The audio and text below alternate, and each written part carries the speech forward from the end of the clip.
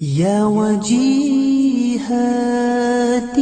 الحمد لله رب العالمين والعاقبة للمتقين والصلاة والسلام على سيد الأنبياء والمرسلين وعلى آله وصحابه أجمعين. الصلاة والسلام عليك يا سيدي يا رسول الله وعلى آلك وأصحابك يا خاتم النبيين.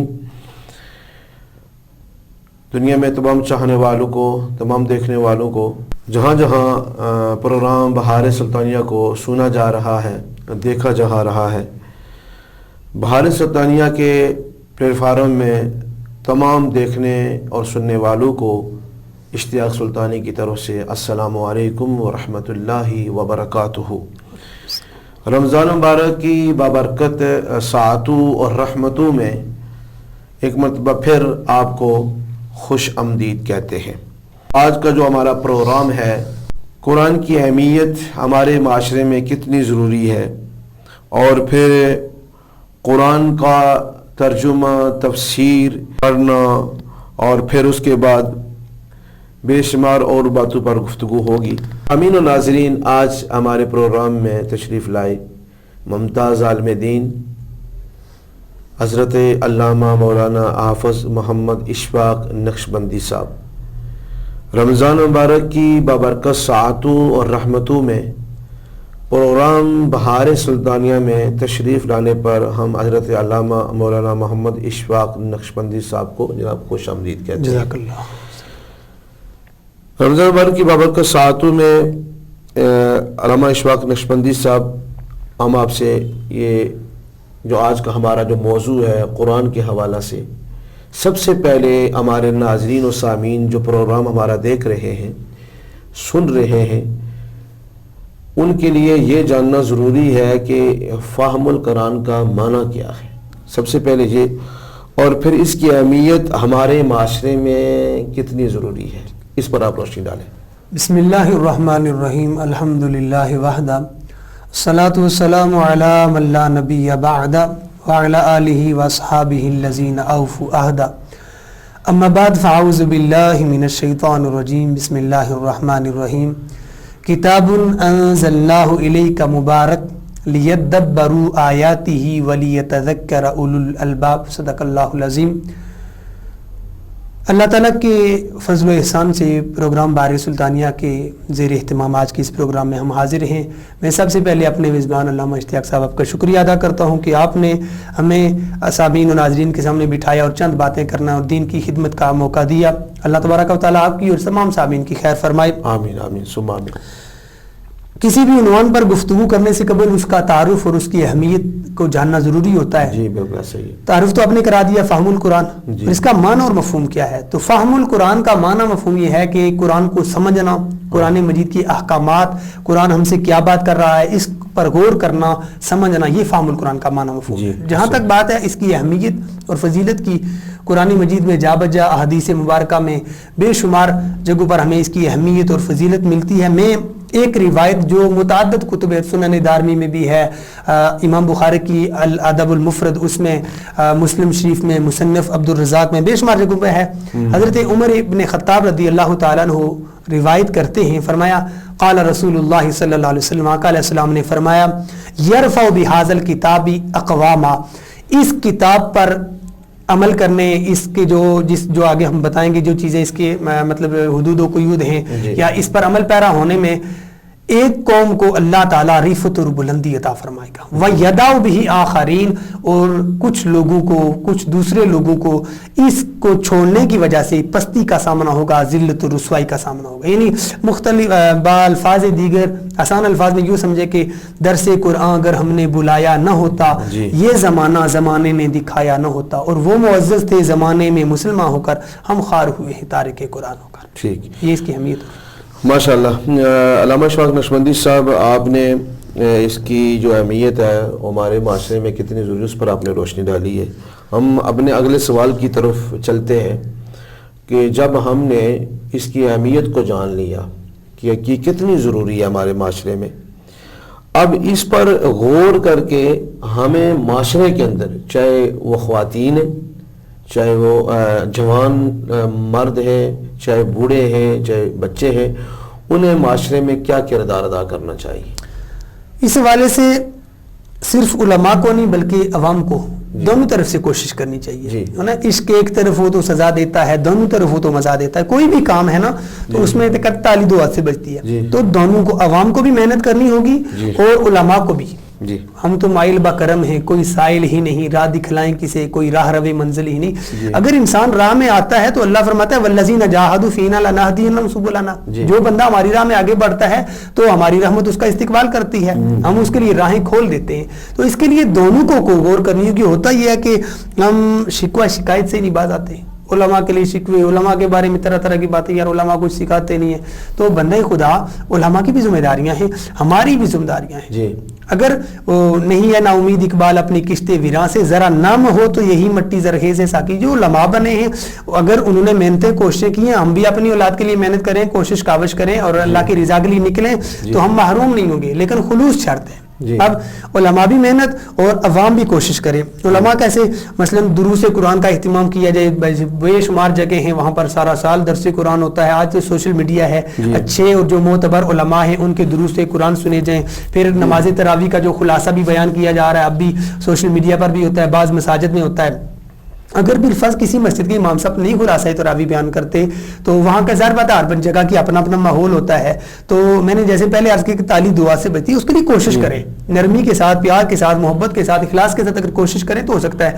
تو جو درس قرآن کا رمضان المبارک میں بالخصوص اور پورا سال بالعموم ہمارے ذہن میں یہ بات ہونی چاہیے کہ ہم نے قرآن مجید کو سیکھنا ہے, ہم نے قرآن مجید کے معنی مفہوم کی طرف بڑھنا ہے. اس کے لیے ہر ممکن کوشش کرنی ہے. جب اخلاص کے ساتھ آگے بڑھیں گے اور دونوں طرف سے کوشش ہوگی تو یقیناً یہ فہم القرآن کا جو معاملہ ہے, قرآن سمجھنے کا معاملہ ہے, وہ آہستہ آہستہ چلیں. اب ہم کوشش کریں, اگر ہم سے ایمان میں 100% نہیں کامیاب ہو سکتے تو جب ہم نے ایک فکر کا آغاز کر دیا ہے تو ہماری اولاد میں بھی وہ بات ہوگی. تو جو چیز ہم نہیں 100% حاصل کر سکے ہماری اولاد ضرور کر سکے گی. تو فہم قرآن کے لیے دو طرفہ کوشش ہو, علماء بھی عوام بھی, تو انشاءاللہ کوئی مشکل چیز نہیں ہے. اللہ تعالیٰ کا فضل شامل حال ہو تو یہ ممکن ہے, ہو سکتا ہے. جی ایسا ہی ہے.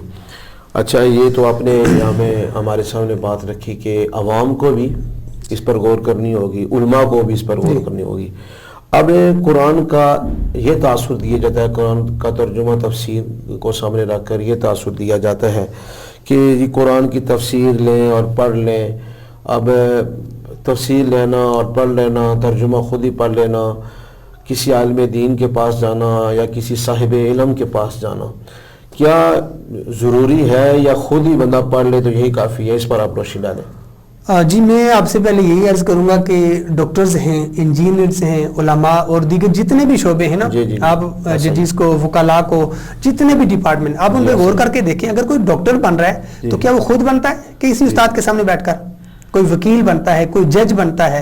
جتنے بھی دنیا کے شعبے ہیں ان میں آپ غور کریں تو ہر کوئی کسی نہ کسی استاد کرتا ہے. جب دنیا کا معاملہ اتنا حساس ہم لیتے ہیں کہ خود سے ڈاکٹر نہیں بنتے, خود سے انجینئر بنتے, دیگر شعبوں میں خود نہیں بلکہ کسی استاد کے محتاج ہوتے ہیں, تو بلا شبہ یہ اللہ کا قرآن, جو قرآن نے کہا نا وَلَقَدْ يَسَّرْنَا الْقُرْآنَ لِلذِّكْرِ, اس قرآن کو آسان کیا ہے. تو قرآن کو آسان کا مطلب یعنی اس کو پڑھنا اور اس کو حفظ کرنا, معنی اور مفاہیم سمجھنا از خود علماء کر سکتے ہیں. اگر کوئی حدود شرع سے واقف ہے, قرآن مجید کی جو رموز ہیں, اشارات, ان سے واقف ہے, تو وہ تو مطالعہ کرنے سے, تفاسیر خریدنے سے پڑھ جائے گا. لیکن جو غیر عالم ہے وہ اس طرح نہیں پڑھ سکے گا. ٹھیک ہے, کوشش کریں از خود کتب کو بھی خریدیں, اچھی مستند تفاسیر کو خریدیں, وہاں بھی پڑھیں, لیکن ساتھ ساتھ کسی عالم کی رہنمائی میں. اگر کسی عالم کی رہنمائی سے نکل جائیں گے تو پھر یہ بہت مشکل بات ہوگی. ہمارے معاشرے میں دیکھیں کوئی الٹا سیدھا کام کرتے کہتے ہیں یار یہ بے استادہ لگتا ہے, بے استادہ. اب اسی بات سے سمجھ لیں کہ بے استادے بندے کی کیا وقت رہ جاتی ہے. تو اس لیے یہ بھی ایک اسلام دشمن جو قوتیں ہیں نا, ان کی طرف سے بے شمار ہم پر حملے ہوئے. ان میں سے ایک حملہ یہ تھا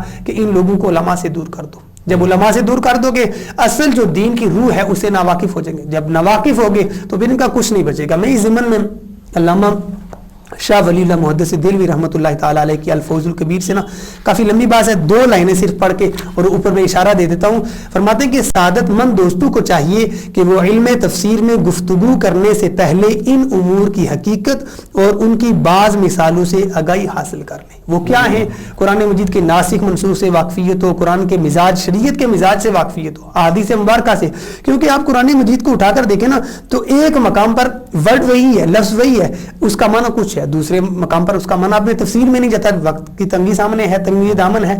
تو قرآن مجید کو سمجھنے کے لیے جس طرح دنیاوی شعبوں میں استاد کی ضرورت ہوتی ہے, یہاں پر بھی کسی رہنما کی, کسی ایسے شخص کی ضرورت ہوتی ہے جو لیڈ کرتا رہے, جو سمجھاتا رہے, بتاتا رہے, بندہ اسے سوال کر سکے کہ قرآن یہ حدیث مبارکہ ہے, اس جگہ پر یہ فرمایا جا رہا ہے, اس جگہ پر یہ فرمایا جاتا ہے. دو حدیثوں میں تطبیق دینا یہ کسی عام بندے کا کہ بس کی بات نہیں ہے. وَلِكُلِّ فَنٍ رِجَالٌ, ہر فن کے لیے اشخاص ہوتے ہیں, افراد ہوتے ہیں جو اس کے لیے اسپیشل ہوتے ہیں اور وہ ہی اس کی روح سے واقف ہوتے ہیں, اور ان کی رہنمائی سے تو کوئی بھی, بلکہ علماء بھی اپنے اساتذہ سے واقف نہیں ہوتے. کہ اس میں لوگوں سے یہ بھی عرض کروں گا کہ علماء کی فضیلت پر ایک حدیث مبارکہ کنز العمال شریف جلد نمبر 10 اور صفحہ نمبر 411 ہے. آقا علیہ السلام نے فرمایا بے شک جنت میں بھی علماء کے محتاج ہوں گے, اور وہ اس طرح کہ جنتی ہر جمعہ کے روز اللہ کے دیدار سے مشرف ہوں گے.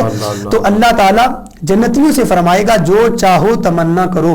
تو جنتی علماء کی جانب متوجہ ہوں گے اور علماء سے پوچھیں گے کہ ہم کس چیز کی تمنا کریں, تو علماء کہیں گے کہ اللہ تعالیٰ سے ایسی تمنا کرو. تو جنتی جنت میں علماء کے محتاج ہوں گے جس طرح دنیا میں محتاج ہے. اور میں یہاں پہ گزارش کروں گا کہ یہ جو علماء سے دوری کے لیے بہت ساری کوششیں ہو رہی ہیں, کاوشیں ہو رہی ہیں نا, اس سے بچنے کے لیے نا آپ دو کتابیں, ایک رسالہ ہے علماء پر اعتراض منع ہے, اور دوسری ایک کتاب ہے فتنہ علماء کی ضرورت نہیں قرآن و حدیث خود پڑھو. یہ ان دو کتابوں کا, اور تیسری ایک مفہوم قرآن بدلنے کی واردات, یہ 3 کتابیں. ویسے بھی کوشش کریں اور جو بھی چیز آپ کو اچھی ملتی ہے قرآن و سنت کے مطابق اس کے مطابق ان کا مطالعہ لازمی کریں, اور پھر اس کے بعد آپ کا ذہن بنے گا کہ ایک عالم دین کیا ہوتا ہے اور اس کے ساتھ اگر ہماری وابستگی ہے تو ہمیں کیا مل رہا ہے. تو یہ ان سے دوری, اور دوری خود بیٹھ کے پڑھنا, خود انسان کسی بھی جگہ پہ کامیاب نہیں ہو سکتا, دھوکہ کھا جاتا ہے. ماشاءاللہ. میں یہاں ضروری سمجھتا ہوں علامہ اشفاق صاحب کے ایک بات کہ جس طرح ذرا آج سوشل میڈیا کا دور ہے, اور اس میں جس بندے کو جس مسئلے کی ضرورت ہوتی ہے وہ بجائے علماء کے وہ گوگل پر جاتا ہے, سرچ کرتا ہے, اور وہ مسئلہ تلاش کر کے پھر اس پر, میں تو کہتا ہوں کہ کچھ لوگوں کو میں نے عمل کرتے ہوئے دیکھا ہے کہ جو ہم نے یہ چیز پڑھی ہے ہم نے نیٹ سے سرچ کی ہے, تو کیا نیٹ سے سرچ کر کے اس کو پڑھ کے اس پر اسی وقت عمل کرنا ضروری ہے یا اس کی رہنمائی دینا ضروری ہے؟ یہ سورسز سوشل میڈیا وغیرہ یہ ان سے استفادہ کیا جا رہا ہے, لوگ کرتے ہیں, لیکن یاد رکھیے گا یہ قطعی نہیں ہے, ظنی ہے, یقینی نہیں ہوتے, ان میں کمی بیشی ہوتی ہے. تو صرف نیٹ پہ جو سنی سنائی بات ہے اسی کو لے لینا, اسی پر عمل پیرا ہو جانا یہ کافی نہیں ہے. بلکہ میں نے ایک شخص کو دیکھا, وہ کہہ رہا تھا کہ نماز میں کسی خاص کیفیت کا ذکر کر رہا تھا, تو میں نے کہا ایسا نہیں ہے. اس نے کہا نہیں, میں نے فلاں ایک ڈاکٹر ہیں, پروفیسر ڈاکٹر ہے, میں نے ان کو دیکھا. تو میں نے کہا وہ پروفیسر ڈاکٹر جو ہیں جن کو آپ نے دیکھا اور آپ ان کو فالو کرتے ہو, یہ طریقہ کار کر رہے ہیں, آپ ان سے اگر پوچھیں کہ قرآن مجید میں کون سی آیت ہے جس سے یہ مسئلہ نکلتا ہے کسی خاص مسئلے پر, تو کیا بتا دیں گے؟ قرآن مجید کے معنی مفاہیم کا سمجھنا اور بات ہے, یہ دنیاوی تعلیم کا معاملہ اور ہے, یعنی دنیاوی تعلیم جو ہے اس کا معاملہ اور دین کی تعلیم کا معاملہ اور ہے. تو اس لیے ان ضمنی باتوں سے اگرچہ فائدہ اٹھایا جاتا ہے, اٹھایا جائے, لیکن پھر بھی احتیاط میں رہیں, ہر اس چیز پر عمل نہ کریں. بے شمار چیزیں غلط بھی ڈال دی جاتی ہیں, لوگ اب وائرل ہونے کے لیے بے شمار باتیں کر رہے ہیں. تو ہر سنی سنائی بات پر جس حدیث پاک میں منع کیا گیا, اسی طریقے سے سوشل میڈیا سے ہر جو بات لیتے ہیں اس کی تحقیق کریں, چھان بین کریں, اور علماء حقہ سے رابطہ کر کے جب تک کنفرم نہیں کر لیتے تب تک ان کو عمل میں نہ لائیں. بہت خوب, بہت خوب علامہ اشفاق صاحب. اب پروگرام کے آخری سوال کی طرف آتے ہیں, جو میں سمجھتا ہوں کہ بہت ضروری یہ سوال ہے اور بہت ضروری باتیں آپ سامعین اور ناظرین کے سامنے رکھیں گے. دنیاوی تعلیم اشفاق صاحب بہت ضروری ہے, اور ظاہر ہے موجودہ زندگی جو ہم گزار رہے ہیں اس کے لیے دنیاوی تعلیم بھی ضروری ہے اور اسے حاصل کرنا چاہیے. لیکن ایک شخص نے اپنے بچوں کو حافظ قرآن بنایا. اب حافظ قرآن بنانے کے بعد اسے یہ چاہیے تھا کہ وہ کیا کرتا کہ وہ اس کو دین کی تعلیم دلاتا, وہ مزید تفسیر اور درس نظامی اس طرح کے کورسز, لیکن کیا کہ اس نے حافظ قرآن میں پھر دنیاوی تعلیم کی طرف اس نے اس کو توجہ دلا دی, تو پھر وہ حافظ ہی رہا, اس نے دین کی مزید تعلیم حاصل نہیں کی. آپ ان لوگوں کو کیا مشورہ دیں گے جو اپنے بچوں کو صرف حافظ قرآن بنا کے دنیاوی تعلیم کی طرف راغب کرتے ہیں؟ میں گزارش کروں گا کہ اپنے بچوں کو دین کی طرف لانا ہے تو کوشش کریں کہ ان کو اس کے معنی اور مفہوم سے واقف کریں. اگر آپ کا مزاج ہے کہ تو صرف ایک ہی کام کرنا, یا حافظ بنانا یا عالم, تو پھر آپ عالم بنائیں. صرف حافظ ہونا یہ برکت والی بات ہے, قرآن کو پڑھنا برکت سے خالی نہیں ہے, لیکن اصل جو اس کے مدارج ہیں جی سب سے پہلا سٹیپ ہے کہ قرآن مجید کو اس کی تلاوت درست طریقے سے کی جائے. دوسرا سٹیپ یہ ہے کہ اس کے معنی مفہوم کو سمجھا جائے. اور پھر تیسرا سٹیپ یہ ہے کہ اس کے معنی مفہوم کو سمجھنے کے بعد اس کے احکام پر عمل کیا جائے. اور چوتھا سٹیپ ہے کہ اس کے احکام لوگوں تک تبلیغ کی جائے, ارشاد کی جائے, لوگوں تک پہنچائے جائیں. تو جب تک ان چاروں مدارج سے گزر کر آگے نہیں بڑھیں گے تب تک قرآن مجید سے صحیح معنوں میں فیضیاب نہیں ہو سکتے. اور بچوں کو صرف حافظ بنا دینا اور پھر بے شمار مقامات میں دیکھا جاتا ہے خطرناک صورت بن جاتی ہے. اب ایک شخص ہے حافظ قرآن ہے, اس نے دنیا کی تعلیم پڑھی ہے, جیسے میں نے ایک ڈاکٹر صاحب کا حوالہ دیا, پروفیسر ڈاکٹر ہے لیکن ان کا طریقہ کار شریعت سے ہٹ کر تھا. تو اسی طریقے سے آپ نے اپنے بچے کو حافظ قرآن بنا دیا ہے لیکن شریعت کی حدود و قیود سے واقف ہی نہیں ہے. قرآن ہم سے بات کیا کر رہا ہے, قرآن ہمیں کس چیز کا حکم دے رہا ہے, کس چیز سے منع کر رہا ہے, کیا اخلاق و عادات سکھا رہا ہے, اس سے ہم بچے کو واقف کب ہوگا ہمارا بچہ جب وہ قرآن کے معنی مفہوم کو سمجھے گا. اور ہم نے اس کو تو جانے نہیں دیا, ہم نے اس کو حافظ بنایا اور ڈاکٹر پروفیسر اس طرف لے گئے ہیں. تو یہ ہم نے بچے کے ساتھ زیادتی کی ہے. وہی بچہ جب کوئی حرکت کرے گا تو دیکھنے والے کہیں گے یار یہ شاید حرکت ٹھیک ہے, شاید یہ شریعت کے مطابق, کیوں جی وہ حافظ صاحب کر رہے ہیں. تو حافظ صاحب کا ہونا اب یہ الارمنگ سچویشن, خطرناک صورتحال بن جائے گی. تو اس سے بے شمار ہوگا. اس لیے میں گزارش کروں گا آپ اپنے بچوں کو دین کی طرف لائیں, شروع سے ہی کوشش کریں, دینی نقطۂ نظر سے لائیں. جب قرآن پڑھانے کے لیے جائیں تو ان کو جب آپ مشورہ دیتے ہیں یا ان کو آپ اپریشیٹ کریں یا کسی بھی اعتبار سے جب آپ ان کو سمجھائیں تو ان کو دین کی فکر کے, دین کے نقطۂ نظر سے سمجھائیں کہ آپ جو حافظ بن رہے ہیں اس کا یہ فائدہ ہوگا کہ آپ آخرت میں کامیاب ہوں گے, ہم کامیاب ہوں گے. قرآن مجید کو پڑھنے کا یہ مقصد ہے کہ آپ نے اس کا معنی مفہوم اور کامیاب زندگی گزارنی ہے اور آخرت میں بھی کامیابی, یہ باتیں سکھائی جائیں. اور پھر میں بچوں سے بھی گزارش کرتا ہوں کہ آپ لوگ کوشش کریں کہ آپ جب حافظ بن گئے ہیں, اللہ تعالیٰ نے آپ کو یہ اعزاز اور مقام دیا ہے, اب آپ کا اٹھنا بیٹھنا اوڑھنا بچھونا اخلاق و عادات قرآن کے مطابق ہونے چاہیے, اپنائیں, تاکہ دیکھ کر آپ کو دیکھ کر لوگ دنیا کو چھوڑ کر دین کے قریب آئیں. یہ نہ ہو کہ آپ کو دیکھ کر کسی بندے کا ذہن پہلے سے بنا تھا کہ میں اپنے بچے کو حافظ قرآن بناؤں گا, عالم دین بناؤں گا, لیکن آپ کی کسی ایسی نازیبہ حرکت آپ سے سرزد ہوگی, آپ سے بے احتیاطی ہوگی, اس کی وجہ سے اگر اس کا دل ہٹ جاتا تو یہ ہماری محرومی اور بدنصیبی ہوگی. تو کوشش کریں, والدین بھی کوشش کریں اور بچے بھی کوشش کریں, ہر اعتبار سے کوشش کریں اور خلوص کو ہاتھ سے نہ جانے دیں. جب تک خلوص ہمارے ساتھ ہے تب تک اللہ کی رحمت, جب خلوص ہٹ جاتا ہے تو ہمارے یہ بار سلطانیہ, یہ جو سلطانیہ کی ہمارے مشائخ کی اور ہمارے آستانہ مرشد خانے کی جو تعلیمات ہیں ان میں تو سر فہرست خلوص ہی خلوص ہے. فرمایا کہ خلوص کے ساتھ آپ نے کوئی عمل کیا ہے وہ رائی کے دانے کے برابر ہے نا, پاڑو جیسا ہے. اور اگر خلوص کے بغیر آپ کوئی کام کر رہے ہیں, پاڑو جیسا بھی, اس کی کوئی وقت نہیں ہے, اس کی کوئی حیثیت نہیں ہے. میں ایک مثال یاد کرتا ہوں, حضرت خالد ابن ولید رضی اللہ تعالیٰ عنہ, آپ سپہ سالار تھے. کسی وقت میں آپ کو سپہ سالاری کے عہدے سے معزول کر دیا گیا. تو اس کے بعد جب میدان جنگ میں جاتے تو جس طرح آپ کی کوشش, آپ کی مشق, ایکسرسائز, سارے معاملات جو محنت تگ و دو ہوتی تھی نا سپہ سالاری کے زمانے میں, سپہ سالاری کے زمانے کے بعد جب عام فوجی کے حیثیت سے جاتے تھے نا تب بھی آپ کی صورتحال یہی ہوتی تھی. اچھا, کسی نے پوچھا کہ حضرت یہ آپ کیا کرتے ہیں, کہ پہلے تو سپہ سالار تھی, آپ کی دوڑ دھوپ, آپ کی محنت مشقت سمجھ آتی تھی. عام فوجی ہو, کیوں زور لگاتی ہو, کیوں اتنی محنت کرتی ہو؟ تو آپ نے ایک بڑا زبردست جملہ بولا, اگر میں اور آپ لوگ اس پر عمل کریں, اپنا لیں تو یقیناً ہماری بگڑی بن سکتی ہے. وہ جملہ سنیے گا غور سے اور کوشش کیجیے گا عمل کرنے کی. وہ یہ ہے کہ آپ نے فرمایا جب میں سپہ سالار تھا تگ و دو تب بھی کرتا تھا, آج عام فوجی ہوں تگ و دو محنت تب بھی کرتا ہوں, میری محنت میں فرق نہیں آیا. وجہ کیا ہے؟ فرمایا وجہ یہ ہے سپہ سالاری کے زمانے میں بھی اللہ کی رضا کے لیے میدان جنگ میں جاتا تھا, آج عام فوجی ہوں تب بھی اللہ کی رضا کے لیے جاتا ہوں. ہمارے اندر یہ بات آ جاتی ہے, اگر ہم کسی عہدے سے ہٹ جائیں اس کے بعد ہماری کوششیں کم پڑ جاتی ہیں. تو اسی طریقے سے میں کوشش کروں گا, میں آپ سے گزارش کروں گا کہ ہر کام کے اندر اخلاص اور اس مثال کو سامنے رکھیے گا. آپ نے جو بھی کام کرنا ہے, مسجد میں آنا ہے, مسجد کی صفائی کا معاملہ ہے, کوئی بھی کام کرنا ہے نا, اس میں یہ بات سوچ لیں کہ ہم نے وہ عمل کس کے لیے کرنا ہے, اللہ کے رضا. اللہ کی رضا کے لیے جب بندہ کوئی کام کرتا ہے نا وہ سدا بہار ہوتا ہے, جیسے خالد ابن ولید. اور اس میں خلوص اور یہ خاص طور پر آخری بات یہ کہ عاجزی ضروری ہے. آپ کو سارا کچھ مل گیا ہے, اس کے باوجود آپ نمازی پرہیزی ہیں, اب سامنے سے ایسے شخص سے ملاقات ہوتی جو نمازی پرہیزی نہیں ہے, تو اگر آپ کہتے ہیں کہ میں اس سے اعلیٰ ہوں, میں اس سے بہتر ہوں, اور پھر غرور و تکبر عاجزی ختم ہو جاتی ہے, تو سمجھ لیں گے ناکامی ہے. پڑھنے اتے مان نہ کری تھے نہ آنکھی میں پڑیا, اج بار کا ہار صداوے مت روڑ دوے دودھ کڑیا. یہ حدود شرع کے اندر رہیں گے تو کامیابی ہے, حدود شرع سے باہر نکل کر اگر عمل بھی کرتے ہیں تو پھر وہ عمل کالا دم قرار پاتا ہے. ماشاءاللہ. بہت شکریہ علامہ اشفاق نقشبندی صاحب، آپ ہمارے پروگرام بہار سلطانیہ رمضان ٹرانسمیشن میں تشریف لائے، اللہ آپ کو جزائے خیر عطا فرمائے۔ سامعین و ناظرین، آج کا ہمارا پروگرام اختتام ہوتا ہے، کل پھر ملیں گے انشاءاللہ اگلے پروگرام میں۔ آپ کے میزبان حافظ اشتیاق سلطانی آپ سے اجازت چاہتا ہے۔ وآخر دعوانا ان الحمد للہ رب العالمین۔